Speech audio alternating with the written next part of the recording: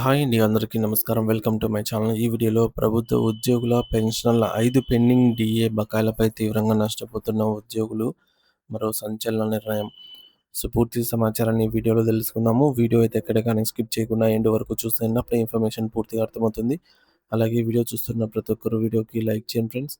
ఈ వీడియోని తోటి ఉద్యోగ, పెన్షనర్ మిత్రులతో అయితే షేర్ చేయండి. కొత్తగా మన ఛానల్‌ని చూస్తున్నవారు ఇంకెవరైనా సబ్స్క్రైబ్ చేసుకోకపోతే వెంటనే మన ఛానల్ అయితే సబ్స్క్రైబ్ చేసుకోండి. సబ్స్క్రైబ్ చేసుకోవడం వల్ల నేను చేసే ప్రతి ఒక్క వీడియో మీ వరకు రీచ్ అవుతుంది. ఇక ఆలస్యం చేయకుండా వివరాల్లోకి అయితే వెళ్ళిపోదాము.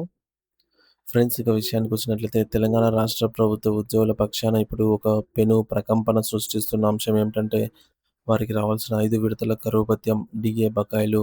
ఈ పెండింగ్‌లో ఉన్న డీఏల విషయంలో తాము తీవ్రంగా ఆర్థికంగా నష్టపోతున్నామని, ప్రభుత్వం తమ హక్కులను కాలరాస్తోందని ఉద్యోగ లోకం గగ్గోలు పెడుతోంది. సాధారణంగా ప్రభుత్వ ఉద్యోగికి ధరల పెరుగుదల నుంచి రక్షణ కల్పించేందుకు ప్రతి 6 నెలలకోసారి డీఏ ఇస్తారు. కానీ గత 2 ఏళ్లుగా ఈ 5 డీఏలు కేవలం కాగితాలకే పరిమితమై ఉద్యోగుల జేబుల్లోకి చేరలేదు.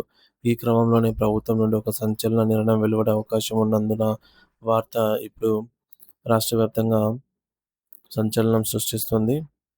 మరి నిజానికి తెలంగాణలో రెండో వేతన సవరణ సెకండ్ పీఆర్సీ ప్రక్రియ జూలై 1, 2023 నుంచి అమల్లోకి రావాల్సి ఉంది. ఈ తేదీ నాటికి ప్రభుత్వం కొత్త జీతాల స్కేళ్లను ప్రకటించి పెరిగిన వేతనాలను అందించాలి. అయితే అక్కడే ఒక పెద్ద చిక్కొచ్చి పడింది. సాధారణంగా పీఆర్సీ అమలు చేసే సమయంలో ఆ తేదీ నాటికి ఉన్న కరువు భత్యాన్ని ప్రాథమిక వేతనంతో విలీనం చేస్తారు. కానీ ప్రస్తుతం ప్రభుత్వం ఒక వివాదాస్పద ప్రతిపాదనను తెరపైకి తెచ్చింది. అదేంటంటే జూలై 2023 తర్వాత రావాల్సిన డీఏ బకాయిలను కూడా కొత్త పీఆర్సీలో కలిపివేయడం. ఇలా చేయడం వల్ల ఉద్యోగులకు రావాల్సిన లక్షలాది రూపాయల నగదు బకాయిలు, అరియర్స్ అనేవి గాల్లో కలిసిపోతాయి. ఇది ఉద్యోగులను ఆర్థికంగా ముంచేయడమేనని సర్వత్రా విమర్శలు వ్యక్తమవుతున్నాయి. దీనినే డీఏ బకాయిల ఎగవేత అని ఉద్యోగులు పిలుస్తూ ఉన్నారు. రాష్ట్ర ఖజానాపై భారం తగ్గించుకోవడానికి కాంగ్రెస్ సర్కార్ ఒక పక్కా ప్రణాళికను సిద్ధం చేసిందని, ఇందులో భాగంగానే విలీనం అనే మాయమాటతో ఉద్యోగులకు రావాల్సిన నగదును ఎగ్గొట్టాలని చేస్తోందని అయితే ఆరోపిస్తూ ఉన్నారు. మరింత బాధాకరమైన విషయం ఏమిటంటే, ఉద్యోగుల హక్కుల కోసం పోరాడాల్సిన కొందరు జేఏసీ నేతలు కూడా ప్రభుత్వానికి వంత పాడుతున్నారని, ప్రభుత్వ ప్రతిపాదనలకు తల ఊపుతున్నారని సామాన్య ఉద్యోగులు మండిపడుతున్నారు. తమ నాయకులే తమ గొంతు కోస్తున్నారని, ఉద్యోగ సంఘాల ప్రవర్తన ప్రభుత్వం కంటే దారుణంగా ఉందని వారు ఆగ్రహం వ్యక్తం చేస్తున్నారు. ఇది ఏ రకమైన సంప్రదాయం? చట్టబద్ధంగా రావాల్సిన హక్కులను ఇలా కాలరాయటం ఎంతవరకు సమంజసమని వారు ప్రశ్నిస్తూ ఉన్నారు. రాష్ట్రంలో ప్రస్తుతం ఉద్యోగులు మరియు పెన్షనర్లకు ప్రభుత్వం మొత్తం 5 వాయిదాలను బాకీగా అయితే ఉందన్నమాట. బకాయి ఉంది. ఈ యొక్క 5 డీఏలను కలిపితే సుమారు 12.74% అవుతుంది.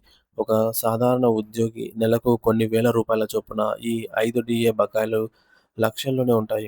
ప్రభుత్వం ఈ బకాయిల నగదు రూపంలో క్యాష్ చెల్లించాల్సి ఉంది. కానీ పీఆర్సీలో విలీనం చేయడం అంటే అర్థం ఏమిటంటే, ఆ పాత బకాయిలను మీకు నగదుగా ఇవ్వలేము. కేవలం మీ కొత్త జీతం పెంచేటప్పుడు లెక్కల్లో మాత్రమే చూపిస్తామని చెప్పడం. అంటే ఉద్యోగి అప్పటికే అందాల్సిన ఆ సొమ్ము ఉద్యోగి శాశ్వతంగా కోల్పోయినట్లే అవుతుంది. మరి ఇది ఒక రకమైన ఆర్థిక మోసమని ఉద్యోగులు ఆందోళన వ్యక్తం చేస్తున్నారు. సాంకేతికంగా పీఆర్సీ ప్రక్రియను పరిశీలిస్తే పీఆర్సీ అమలు తేదీ జూలై 1, 2023 ముందు వరకు ఉన్న డీఏలను మాత్రమే బేసిక్ పేలో విలీనం చేయాలి. దీనిని డీఏ మెర్జ్ అని అంటారు.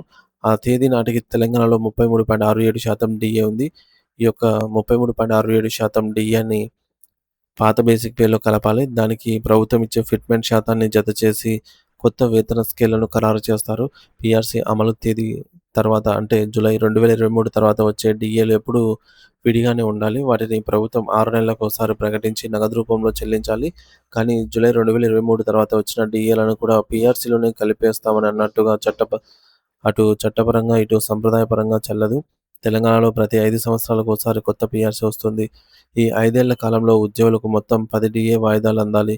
సాధారణంగా కొత్త పీఆర్సీ వచ్చినప్పుడు ఈ 10 డీఏలను విలీనం చేసి కొత్త స్కేల్ ఇస్తారు. అయితే ప్రస్తుతం ప్రభుత్వం 2023 జూలై 1 కన్నా ముందు ఉన్నటువంటి అన్ని డీఏలను క్లియర్ చేసింది.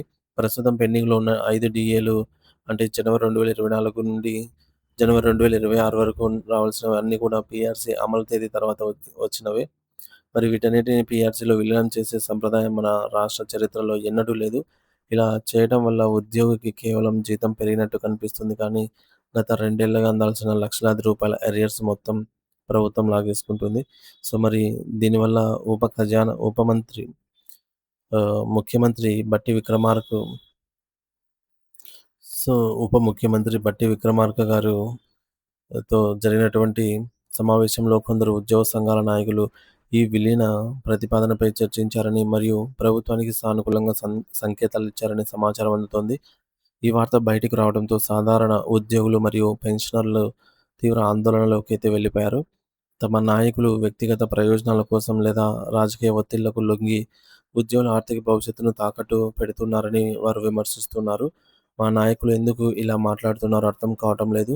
వారు ఉద్యోగుల పక్షమా లేక ప్రభుత్వ పక్షమా అని ఒక ఉద్యోగ సంఘ నేత బహిరంగంగానే ప్రశ్నించారు. మొత్తంగా చూస్తే పెండింగ్ డీఏలను పీఆర్సీలో విలీనం చేయడం అనేది ఉద్యోగుల గొంతు కోయటమే. 5 డీఏల మొత్తం 12.74% అంటే అది సామాన్య ఉద్యోగి కుటుంబానికి చాలా పెద్ద మొత్తమే.